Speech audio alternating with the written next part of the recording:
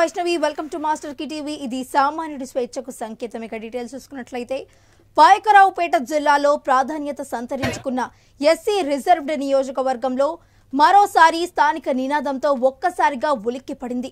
స్థానికులకే ticket కేటాయించాలని ప్రధాన రోడ్డుపై నినాదాలతో భారీ ర్యాలీ నిర్వహించారు. సమీపంలో doctor BR Ambedkar, doctor YSR విగ్రహాలకు పూలమాలలు వేసి నివాళులర్పించారు. అంబేద్కర్ విగ్రహం వద్ద నిలుచుని స్థానికులకే కేటాయించాలంటూ పెద్ద ఎత్తున ప్లకార్డులు పట్టుకుని నినాదాలు చేశారు. అనాదిగా పాయకరావుపేట ప్రజల మనోభావాలకి వ్యతిరేకంగా ఎప్పుడు ఇక్కడికి ఎక్కడో బయట నుంచి క్యాండిడేట్లు రావడం, వాళ్ళు ఇక్కడ పూర్తిగా స్థానికంగా ఉండే విషయాల అవగాహన లేక వాళ్ళు ఇష్టం వచ్చినట్టుగా ఏదో చేసుకుని వెళ్ళిపోవటం, ఇటువంటి బాధలు ఎన్నో ఉన్నాయి పాయకరావుపేట ప్రజలకి. మరీ ముఖ్యంగా ఇది ఎస్సీ రిజర్వ్డ్ స్థానం. ఇక్కడ 50,000 పైన ఎస్సీ ఓటింగ్ ఉన్నది. అయినా కూడా ఈ 50,000 ఓటింగ్లో కూడా ఒక్క క్యాండిడేట్ని కూడా డెవలప్ అవ్వకుండా గడిచిన 5 సంవత్సరాలుగా మేము పార్టీ అధికారంలోకి వచ్చిన తర్వాత గొల్లబాబురావు గౌరవ శాసనసభ్యులు వెంట ఉండి జగన్మోహన్ రెడ్డి గారు చేపట్టిన పథకాలన్నింటినీ కూడా ప్రజల్లోకి తీసుకెళ్తూ పార్టీ అభివృద్ధికి పార్టీ ప్రభుత్వం చేపట్టిన కార్యక్రమాలు ప్రజలను చైతన్యం చేస్తూ ప్రజలకి ఆ పథకాలని అందుబాటులోకి తెస్తూ మేము ఎంతో కృషి చేయడం జరిగింది. కొంతమంది స్వార్థపరులు వారి స్వప్రయోజనాల దృష్ట్యా ఎమ్మెల్యే బాబురావుని వ్యతిరేకించి దూరంగా ఉండి ఆయన యొక్క కార్యక్రమాలకి ఆటంకం కలిగించేవారు.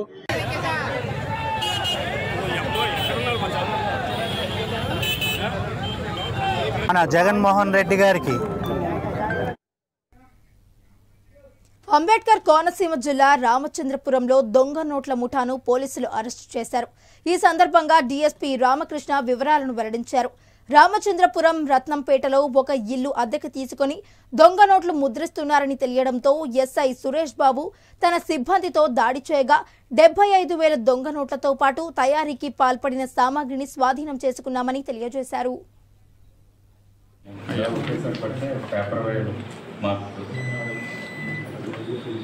థ్రెడ్ మార్క్ ఉంటుంది. ఒక స్పెసిఫిక్ ఇన్ఫర్మేషన్ మీద ఒక రత్నంపేట రామచంద్రాపురంలో ఒక హౌస్ని ఆయన నా యొక్క ప్రొసీడింగ్స్ తీసుకుని సెర్చ్ ప్రొసీడింగ్ తీసుకుని లీగల్గా వారు సిబ్బందితోటి వెళ్ళి ఆ ఇంటి మీద రైడ్ చేయడం జరిగింది. అందులో మోగంటి గోపి అని ఆయన ఈ యాక్చువల్గా అయితే కనుక ఇతను గతంలో డ్రైవర్గా చేసేవాడు. ఇతను ఒక ఇంట్లో అద్దెకుంటున్నాడు. ఇతనితో పాటు బోయా గోవిందరావు, వాసంశెట్టి వీరభద్ర, రఘురాం, బోడిగంటి వీర వెంకటరమణ ఎలియాస్ వెంకీ, వీళ్ళ నలుగురు కూడా ఇప్పుడు మోగంటి గోపి వాళ్ళ ఇంట్లో వీళ్ళు దొంగ నోట్లు ప్రింటింగ్ చేస్తూ కూడా వీళ్ళు దొరకడం అన్నది జరిగింది. అది లైవ్లో ప్రింట్ అవుతున్నాయి. ఎస్ఐ గారు వాళ్ళ సిబ్బంది వెళ్ళే టైంకి దాంట్లో వీళ్ళ దగ్గర ఒక 75,000 ఫేక్ నోట్స్, ఈ ఫేక్ నోట్స్కి ఉపయోగించే ప్రింటర్లు 2, తర్వాత దానికి సంబంధించిన డిజైన్స్, ఈ 500 రూపాయల నోటుకు సంబంధించిన అవన్నీ కూడా ఈ ఒక పెన్ డ్రైవ్లో పెట్టడం జరిగింది. అదేవిధంగా ఒక ల్యాప్టాప్, అలాగే ఈ దొంగ నోట్లు తయారు చేయడానికి 500 నోట్స్ సంబంధించిన పేపర్ కటింగ్ మిషన్ని, అదేవిధంగా ఒక ఐరన్ బాక్స్ని, దీనికి సంబంధించిన A1 size papers, costly papers, మళ్ళీ ఈ ప్రింటర్స్కి దీనికి సంబంధించిన కనెక్టెడ్ కేబుల్స్, అదేవిధంగా ఈ 500 నోట్స్కి మధ్యలో మనకి ఇది సెక్యూరిటీ వాటర్ మార్క్ థ్రెడ్ ఉంటుంది. ఆ థ్రెడ్కి సంబంధించిన షీట్స్ కూడా ఒక 10 షీట్లు, ఇవన్నీ కూడా వీళ్ళ దగ్గర నుంచి స్వాధీనం పరుచుకుంటాం అన్నది జరిగింది. వీళ్ళ ఏరియాలో ఈ స్పెక్యులేషన్ చేస్తున్నాడు ఈ డబ్లింగ్ కరెన్సీని. మిగతా వాళ్ళు ఈ ఎవరైతే ఈ మాగంటి గోపి, బోయ గోవిందరావు, వాసంశెట్టి, రఘురాం ఎలియాస్ రఘు, అలాగే బోడగంటి వీర వెంకటరమణ వెంకీ, వీళ్ళు ఏం చేస్తారంటే ఎవరైతే ఈ మార్కెట్స్ ప్లేసుల్లోకి వెళ్ళి ఇన్నోసెంట్ పబ్లిక్ని వీళ్ళు చేసి ఈ మార్కెట్లో వీళ్ళు స్పెక్యులేషన్ చేయటం, అలాగే సంక్రాంతి టైంలో కూడా ఈ ఎక్కువ ఇవి జరుగుతూ ఉంటాయి, మార్కెటింగ్ జరుగుతూ ఉంటాయి, పర్చేసింగ్స్ జరుగుతూ ఉంటాయి. అందరూ కూడాను ఆ వల్నరబిలిటీలోనే ఈ క్యాష్ని మార్చేయడం జరుగుతుంది. ఇలాగ ఒక్కొక్కళ్ళు 10 లక్షలు, 15 లక్షలు, 20 లక్షలు. పరిపాలనా వ్యవస్థలో మూల స్తంభాలుగా ఉన్న వాలంటీర్ల నిస్వార్థ సేవలకు చిరు కానుకగా నగదు పురస్కారాలు అందిస్తున్నట్లు రాష్ట్ర రవాణా శాఖ మాత్యులు పినిపే విశ్వరూప్ పేర్కొన్నారు. అంబేద్కర్ కోనసీమ జిల్లా అమలాపురం మండలం నడిపూడిలో జరిగిన వాలంటీర్లకు వందనం కార్యక్రమంలో మంత్రి పాల్గొని గ్రామ వార్డు వాలంటీర్ల విశిష్టత సేవలకు గుర్తింపుగా అందించే సేవా వజ్ర, సేవారత్న, సేవామిత్ర నగదు పురస్కారాలను అర్హులైన వాలంటీర్లకు అందించి అభినందించారు.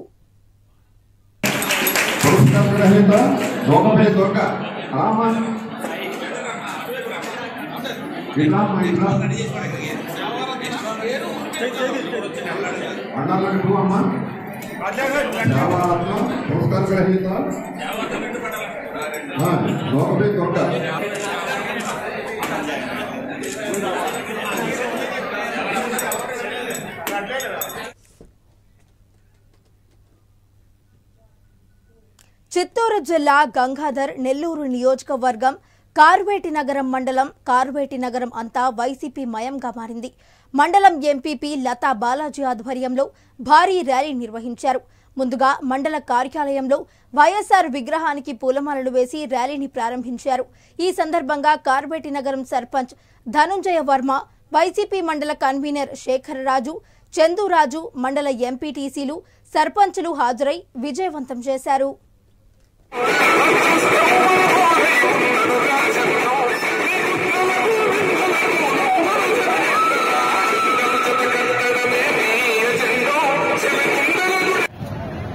ఎందుకంటే పార్టీ పెట్టినప్పటి నుంచి మన జగనన్నతో కార్వేటి నగరం మండలం ఆ రోజు అన్ని విధాలుగా ఎన్నో బాధలు పడినా కూడా ఆ రోజు రూలింగ్ పార్టీని వదులుకొని మన జగనన్న కోసం ఆ రోజు మన నారాయణ సమ్మన్న జగనన్నతో నడవడం జరిగింది. అదే బాటలో కార్వేటి నగరంలో ఉన్న ప్రతి కార్యకర్త కావచ్చు, ప్రతి ఒక్క లీడర్ కావచ్చు, అందరూ మనము ఆ రోజు అన్ని రూలింగ్ పార్టీలో బిల్లులు రాకపోతే కూడా పోతే పోయింది, మేము జగనన్న కోసం, నారాయణ సమ్మన్న కోసం ఆ రోజు మా తండ్రి గారైన శ్రీరామ నాయుడు ముందు రావడము, అదేవిధంగా అందరూ ప్రతి ఒక్కరూ మన జగనన్న కోసం, మన నారాయణ కోసం అన్ని వదులుకొనేసి పార్టీని కష్టపడి మనం నిలబెట్టుకున్నాము. ఆ రోజు మన జగనన్న నేను విన్నాను, నేను ఉన్నాను అన్నారు. మరి ఆ రోజు ఒక్క ఛాన్స్ ఇమ్మన్నారు. మనమందరము ఈ స్టేట్లో ప్రతి ఒక్క ఎమ్మెల్యే కూడా జగనన్నే. ఎందుకంటే ఆ రోజు నాకు ఒక్క ఛాన్స్ ఇమ్మన్నప్పుడు జగనన్న చెప్పింది చేసి చూపించారు. మరి చెప్పినది చేసి చూపించిన జగనన్నకి అదేవిధంగా మన కార్వేటి నగరం మండలాన్ని అన్ని విధాలుగా ఇంతవరకు ఎంతో మంది మినిస్టర్లు వచ్చారు, ముఖ్యమంత్రి వచ్చినారు. అతి తక్కువ సమయంలో ఒకటి గుడి కావచ్చు, బడి కావచ్చు, గోపురం కావచ్చు, ఏదైనా రోడ్లు కావచ్చు, ఈ 4.5 సంవత్సరం మీ అందరిలో నేను కూడా ఒకడే బాధపడిన రోజులు ఉన్నాయి. కానీ మన జగనన్న కావచ్చు, నారాయణ సమ్మన్న కావచ్చు, వాళ్ళ కుటుంబాలని డెవలప్ చేసుకోలే. పేదరికం పోవాలి, ప్రతి ఒక్కరూ నా వాడే, కులం చూడలే, మతం చూడలే, లబ్ధిదారులు ఎలిజిబుల్ ఎవరుకుంటే వాళ్ళకి అన్ని పథకాలు అందే విధంగా చేశారు. మరి అదే విధముగా ఆ కుటుంబం మన అందరి కుటుంబానికి తోడుగా నిలబడింది. ఎంతో మంది. ఏలూరు జిల్లా నగరంలోని 29వ డివిజన్లో ఏలూరు టీడీపీ ఇన్ఛార్జ్ బడేటి చంటి ఆధ్వర్యంలో టీడీపీలో చేరికలు జరిగాయి. ఈ సందర్భంగా బడేటి చంటి మాట్లాడుతూ రాష్ట్రంలో తుగ్లక్ పాలనకు విసిగి చెంది జగన్మోహన్ రెడ్డి పాలనను అంతం చేయాలనే ఉద్దేశంతో తెలుగుదేశం పార్టీలో ఎక్కువగా చేరికలు జరుగుతున్నాయని హర్షం వ్యక్తం చేశారు. రాబోయే ఎన్నికల్లో తెలుగుదేశం పార్టీ అక్కడ విజయం సాధిస్తుందని ధీమా వ్యక్తం చేశారు.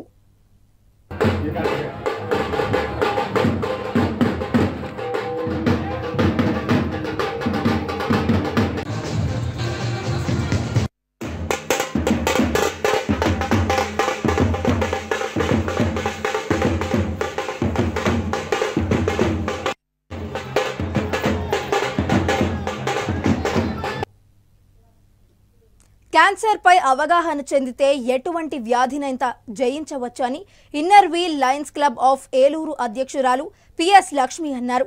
ఏలూరు జిల్లా నగరంలో క్యాన్సర్ అవగాహన మీద భారీ ఎత్తున బైక్ ర్యాలీ నిర్వహించారు. ఈ సందర్భంగా పలువురు మహిళలకు బహుమతులను అందజేశారు.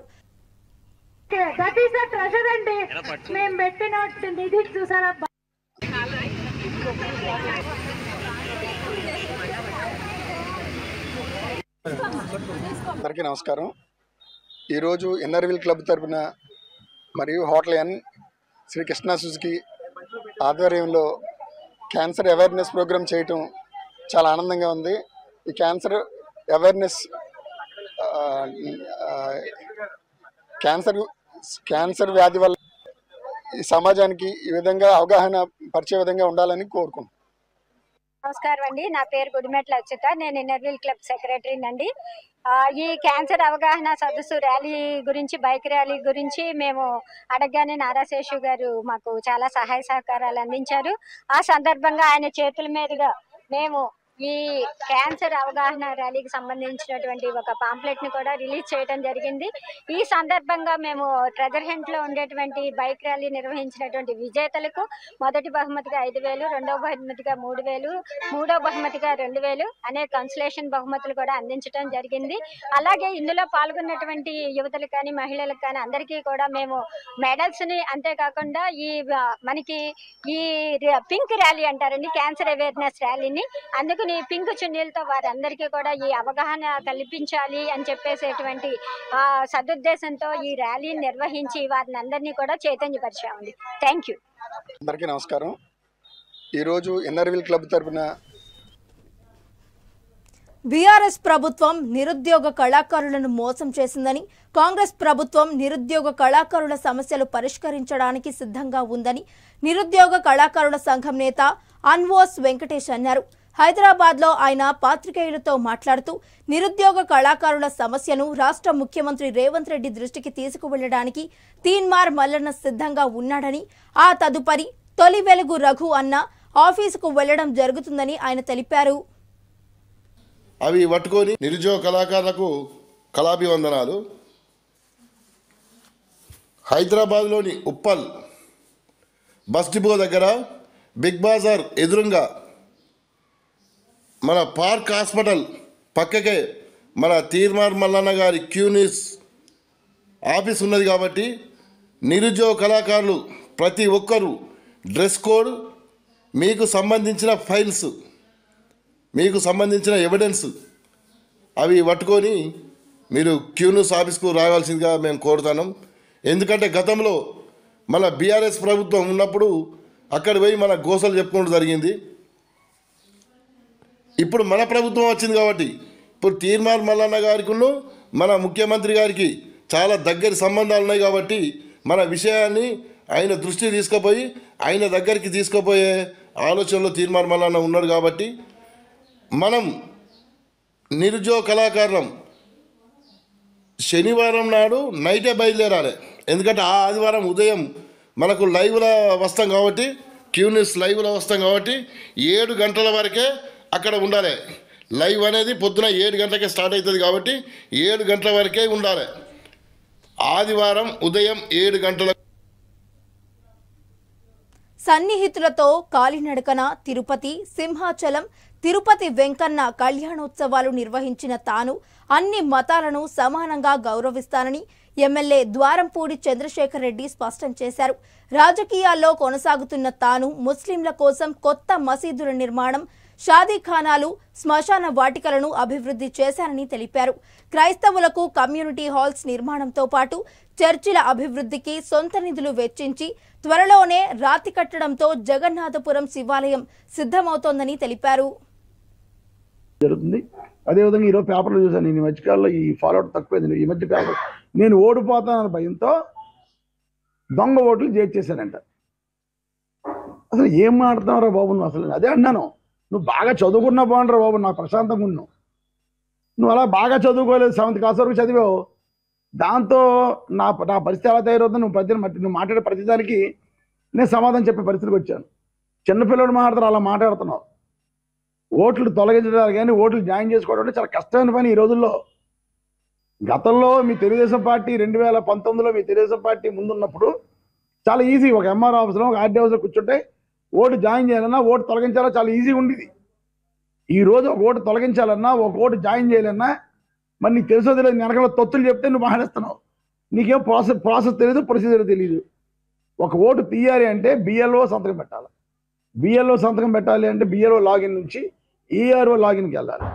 ఏఆర్ఓ లాగిన్ నుంచి ఆర్ఓ లాగిన్కి వెళ్తుంది. ఈ మధ్యలో సూపర్వైజర్లు ఉన్నారు, ఇంతమంది మానిటరింగ్ చేస్తారు. ఇంతమంది మానిటరింగ్ అయిన తర్వాత ఆర్ఓ ఒక ఓటు జాయిన్ చేయాలన్నా ఓటు తొలగించిన ఆర్ఓ అధికారి అంటాడు. అప్పుడు ఉన్నటువంటి ఇన్ఛార్జ్ కమిషనర్ గారు మా ఇంటికి వచ్చేసట ఆయన లాగిన్లో అన్నీ కూడా ఓట్లు తీసేసి ఓట్లు జాయిన్ చేసి చేసేట ఆయన. అసలు లాగిన్లు ఎందుకు చెప్తారు, బిఎల్ఓలు ఎందుకు చెప్తారు, బిఆర్ఓలు చెప్పిన ఈఆర్ఓలు ఎందుకు చెప్తారు? ఇవన్నీ తెలుసుకోకుండా మాట్లాడుకో. ఆఫీసర్లు అందరూ కూడా తెలుగుదేశం పార్టీలో ఉన్నట్టుగా పనిచేస్తాను అనుకోకు. చాలా నేను కూడా కోరుకుంటాను ఆఫీసర్లందరూ స్ట్రిక్ట్గా పనిచేయాలని. ఓట్లు తొలగించిన దగ్గర 17-18 ఓట్లు తగ్గినాయి. ఎలా తగ్గినా కూడా తెలుసుకో. రాబోయే రోజుల్లో విశాఖ వేదికగా వైసీపీ పరిపాలన కొనసాగించడం ఖాయమని వైకాపా ఉత్తరాంధ్ర సమన్వయకర్త వైవి సుబ్బారెడ్డి విశాఖలో తెలిపారు. విశాఖ ఉత్తరాంధ్ర నియోజకవర్గంలో రాష్ట్రంలోనే అతిపెద్ద పార్టీ జెండాను ఆయన ఆవిష్కరించారు. విశాఖ నగరాన్ని మరింత అభివృద్ధి చేసి సదుద్దేశంతోనే ఈ ప్రాంతంలో అతిపెద్ద జెండా ఆవిష్కరణ జరిగిందని సుబ్బారెడ్డి వెల్లడించారు.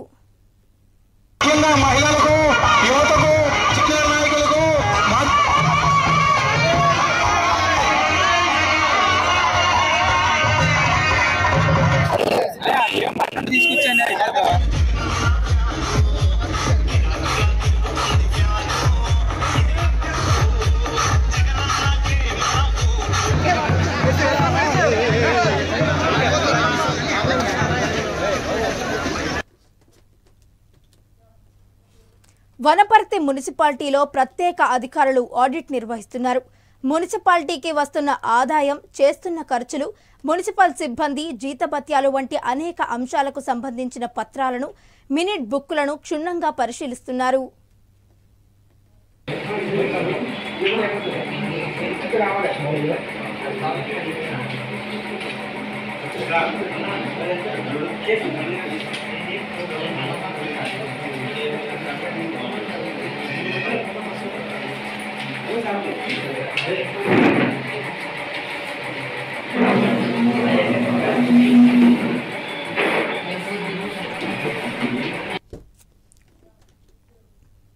తెలంగాణ ఉద్యమకారులను పట్టించుకోకుండా బీఆర్ఎస్ ప్రభుత్వం నిర్లక్ష్యం చేసిందని పలువురు వక్తలు ఆవేదన వ్యక్తం చేశారు.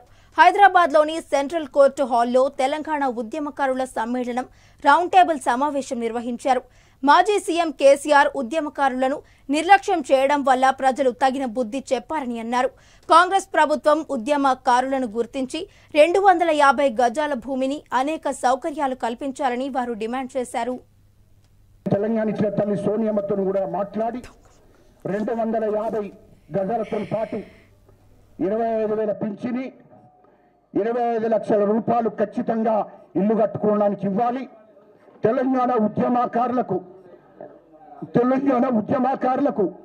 తెలంగాణ కోసం సపోర్ట్ చేసినటువంటి print media, electronic media, state media మిత్రులకు, అదేవిధంగా ప్రింట్ మీడియా మిత్రులకు, జిల్లాల్లో సపోర్ట్ చేసినటువంటి తెలంగాణ ఉద్యమాన్ని ప్రజలకు తీసుకుపోయినటువంటి మీడియా మిత్రులకు, ప్రింట్ మిత్రులందరికీ కూడా ఖచ్చితంగా ప్రభుత్వము ఉద్యమకారులకు ఏ విధంగానైతే 250 గజాలు ఇస్తామో వాళ్ళకు కూడా ఖచ్చితంగా 250 గజాలు ఇవ్వాలి. వాళ్ళకు కూడా ఇల్లు కట్టివ్వాలి. ఖచ్చితంగా వాళ్ళకు కూడా ఉద్యమకారులకు ఏ విధంగా చెందుతుందో వాళ్ళకు కూడా అదే విధంగా వర్తింపజేయాలని చెప్పి సందర్భంగా నేను ప్రభుత్వాన్ని కోరుకుంటున్నా. అది హైకమాండ్ కానీ ఖచ్చితంగా మరి అమ్మ తెలంగాణ ఇచ్చిన తల్లి సోనియమ్మకు కానీ ఈ విషయాన్ని తీసుకెళ్ళాలి. అదేవిధంగా ఖచ్చితంగా మరి వెంకట సామన్న గారు ఢిల్లీలో టైం తీసుకొని ఇది మన తెలంగాణ ఇచ్చిన తల్లి సోనియమ్మ గారి దగ్గరికి దాదాపు ఈ 25-26 తారీఖు నాడు మరి ఖచ్చితంగా ముఖ్యమైనటువంటి తెలంగాణ ఉద్యమకారులందరూ కూడా అమ్మను తెలంగాణ ఇచ్చిన తల్లిని కలవడానికి, అదేవిధంగా ఇక్కడ రాష్ట్ర ముఖ్యమంత్రి రేవంత్ రెడ్డి గారికి కూడా కలవాలి. ఖచ్చితంగా తెలంగాణ సమాజం, తెలంగాణ ఉద్యమ నాయకులందరూ గ్రామం, మండలం, జిల్లా, రాష్ట్రం మొత్తం తెలంగాణ ఉద్యమ నాయకులంతా కూడా కాంగ్రెస్ ప్రభుత్వానికి మద్దతున్నారు. అది ముఖ్యమంత్రి రేవంత్ రెడ్డి గారికి పూర్తి మద్దతు చేస్తూ సోనియమ్మకు తెలంగాణలో ఉన్నటువంటి తెలంగాణ ఉద్యమకారులంతా ఆమె వెన్నంటుంటారు, మద్దతు చేస్తారని చెప్పి ఇది ఏకగ్రీవంగా తీర్మానం చేస్తున్నాం. ఖచ్చితంగా కేసీఆర్ ప్రభుత్వాన్ని రాకుండా కాంగ్రెస్ కు పూర్తిగా మద్దతు ఇచ్చుకుంటూ ఖచ్చితంగా తెలంగాణ సమాజం అంతా ఉంటుందని చెప్పి ఈ సందర్భంగా తెలియజేసుకుంటూ, కానీ ఉద్యమకారులను మరవకుండా ఉద్యమకారులకు అవకాశం ఉన్నటువంటి ఉద్యమకారుల బిడ్డలకు, కొడుకులకు, ఉద్యమకారుల వారసులకు ఉద్యోగాలు కూడా అవకాశం.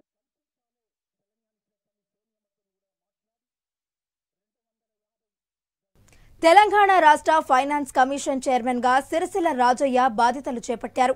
ఈ సందర్భంగా రాజయ్య మాట్లాడుతూ గ్రామ పంచాయతీ నిధులు లేక ఇబ్బందులు పడుతున్నామని అన్నారు. రాజ్యాంగ పరంగా ప్రజలకు అందే ఫలాలు అందేలా చూస్తామని వారు వెల్లడించారు.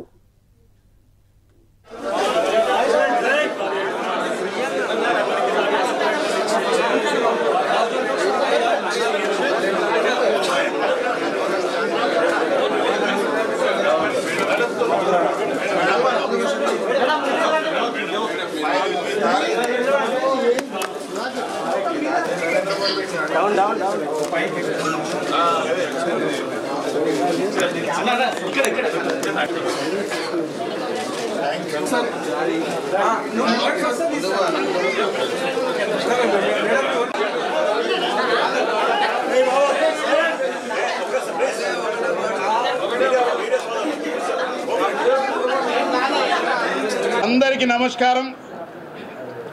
భారతదేశానికి స్వాతంత్రం వచ్చిన తర్వాత ఈ స్వేచ్ఛా వాయువులు రాష్ట్రంలో ఒక ప్రభుత్వం ఏర్పడి కేంద్రంలో ఒక ప్రభుత్వం ఏర్పడినంత మాత్రాన గ్రామాలు అభివృద్ధి చెందవని, గ్రామ స్వరాజ్యమే దేశ స్వరాజ్యమని భావించి అధికార వికేంద్రీకరణ జరగాలని రాజీవ్ గాంధీ గారు ఒక చారిత్రాత్మకమైన నిర్ణయం తీసుకొని 73-74 రాజ్యాంగ సవరణ చేసి అధికారాన్ని ప్రజల వద్దకు తీసుకుపోవాలని, ప్రజలే ఈ దేశానికి ప్రభువులు కావాలని, ప్రజాస్వామ్యానికి అట్టడుగు వ్యవస్థ అయిన పునాది అయినటువంటి గ్రామ పంచాయతీలు ఆర్థిక పరంగా బలోపేతం కావాలని, ప్రతి రాష్ట్రానికి ఒక ఫైనాన్స్ కమిషన్ ఉండాలని, అధికారం కూడా రొటేట్ కావాలని, ఏ కుటుంబంలో ఏ ఇంటినో పరిమితం కాకూడదని రొటేషన్ పద్ధతిని ఆవిష్కరించుకుంటూ సభ్య సమాజంలో సగభాగమైన మహిళలకు కూడా 33% రిజర్వేషన్ కల్పించాలని, బీసీలకు కూడా ప్రత్యేకంగా రిజర్వేషన్ కల్పించాలని, ఆర్థిక పరిపుష్టి లేకపోతే స్వయం పరిపాలన సంస్థలు నిర్వీర్యమవుతావని వాటిని బలోపేతం చేయాలని, ఎట్లయితే కేంద్రంకు రాష్ట్రానికి నిధులు విడుదలవుతాయో దానికి ఒక దామాష పెడతారో అట్లనే రాష్ట్రానికి స్థానిక స్వయం పరిపాలన సంస్థలకు కూడా ఒక క్రమ పద్ధతిలో, ఒక శాస్త్రీయ పద్ధతిలో నిధులు విడుదల చేసి గ్రామ పంచాయతీలను బలోపేతం చేయడానికి శ్రీకారం చుట్టినటువంటి గొప్ప చట్టం 73-74 అది మా రాజీవ్ గాంధీ చేసినటువంటి చట్టం అనేటువంటి మాట సందర్భంగా తెలియజేస్తా ఉన్నాను. అందరికీ నమస్కారం. ఇక ఇవి ఈ బులెటిన్ అప్డేట్స్. మరిన్ని అప్డేట్స్ తో మళ్ళీ కలుద్దాం. Until then keep watching master key TV. ఇది సామాన్యుడి స్వేచ్ఛకు సంకేతం.